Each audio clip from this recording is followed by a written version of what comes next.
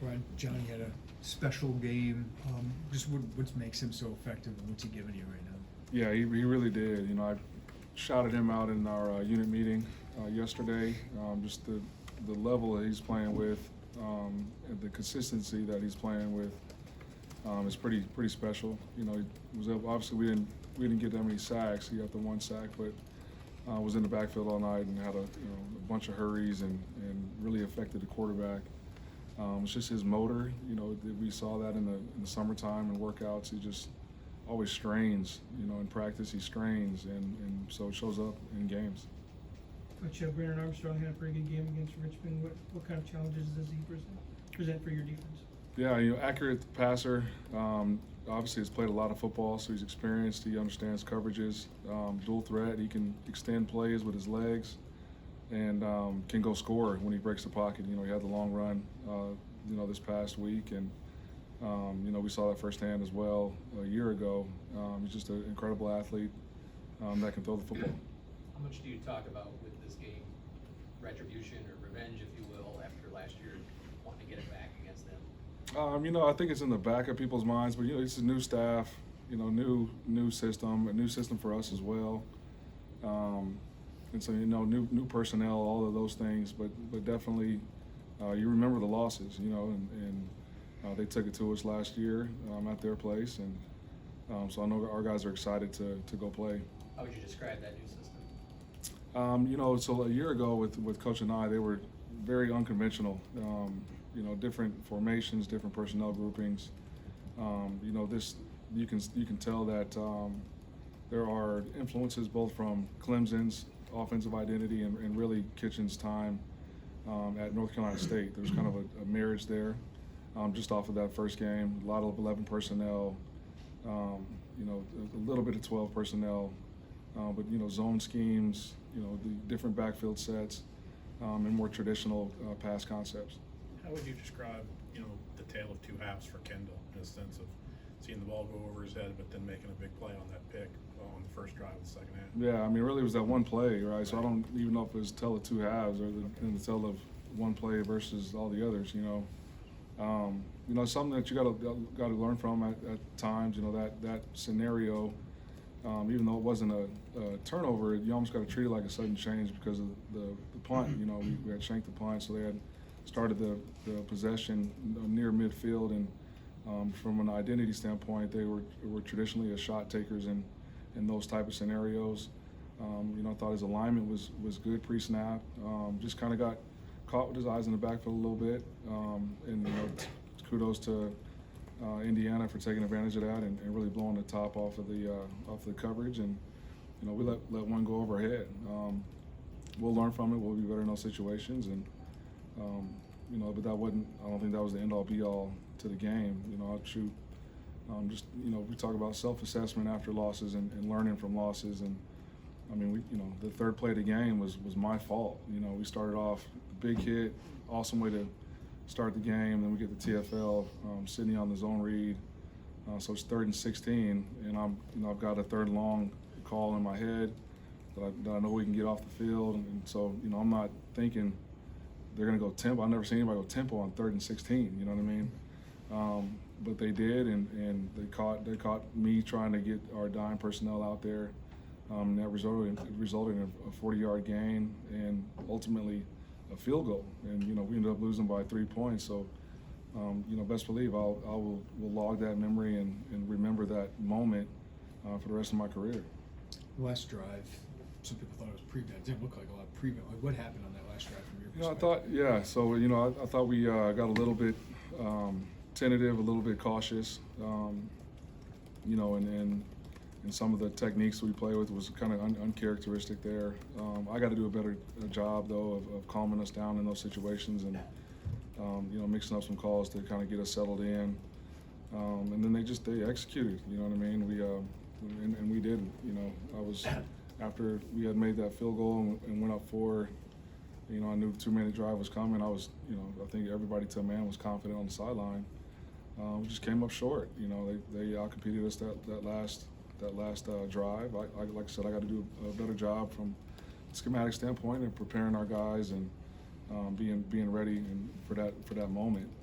You know, wish we could have that one back for sure, but like I said, we've learned from it. We watched that whole series as a defense, and I think are better for it now because of it. Ron, how much should big plays hurt, and how frustrating is that for you when those big plays can make a difference?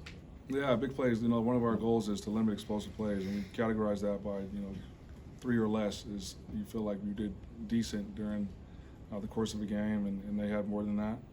And if those are hard to overcome, especially in tight games.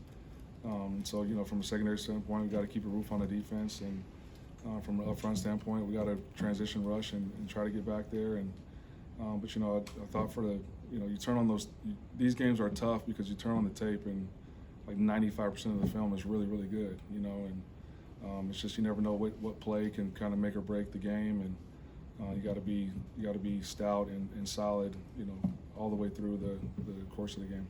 Coach, other than Johnny, did you have some concerns about the pass rush, particularly coming off the edge?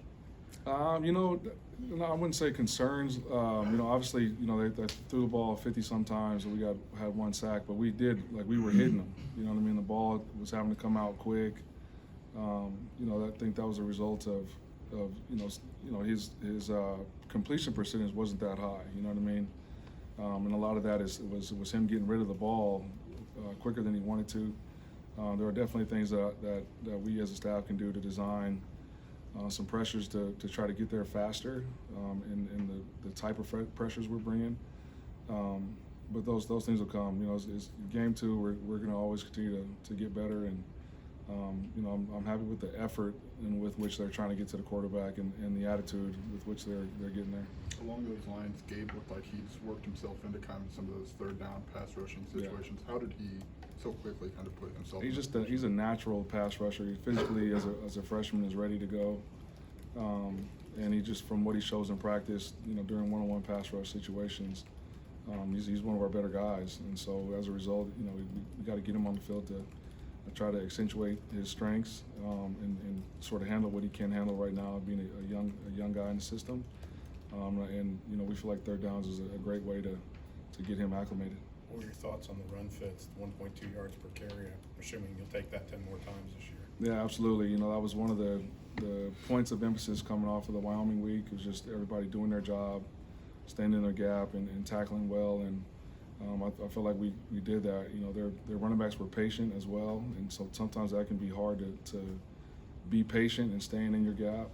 And our guys did that, and as a result, we were pretty stout in the run game. Second week in a row where a key interception draws a flag as well. What's your conversation with your guys about that? Is there anything about those calls that surprised you? Just you got to have composure and poise.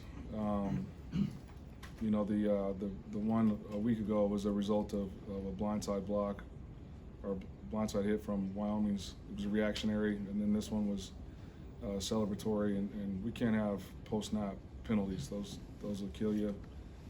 Just know the hidden yardage in the game, all that matters. And we talk about ways to lose games are penalties, mental errors, and turnovers, and we've gotten penalties off a result of good plays. We can't do that.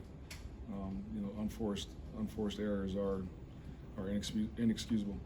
Virginia's known for their wide receiver core, one of the better groups in the ACC. How do you think you guys match up with those guys? Yeah, I'm confident in our guys. They are very long, athletic, on the perimeter at Virginia, but we got some scrappy guys.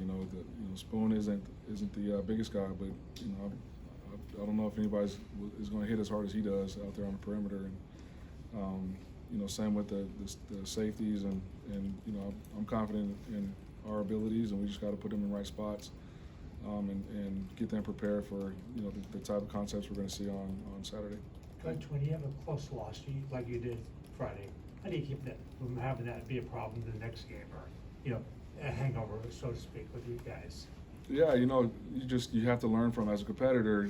Some of the more valuable lessons are learned in defeat. It's as bad as you want to win, you got to hate to lose, and so when you do lose, you got to learn from it. And I think our guys are at that point where all lessons are learned and logged, and so I'm hopeful that we won't be, if we get in these situations again, that we'll be prepared for them. And you know, I know our guys are wanting that challenge and are not shying away from it at all. You know, it was a very positive and productive post-game meeting to go over the tape and watch the tape. I think our guys are only more confident as a result of that. So, you know, it's early in the year, and we'll see where it goes from here. I think Taz was limited in some capacity on that final drive. How big of an impact did that have, not having him out there? I mean, obviously he's in our top 2 corners for a reason. You know what I mean? So when you don't have the guys, it's you don't have them. You know, but at the end of the day, you gotta we gotta have that next man up mentality, and that was some of the things we preached in that unit meeting after the game. And so guys just got to be prepared and learn from corrections that you made throughout the course of the game, maybe when you're not in there, so that you don't make the same mistakes that the starter was making that got corrected in game. You know what I mean? So those are all, again, lessons that we can learn. We have time for one more here, if you need it. Anything else for Coach Holder? All right. Cool.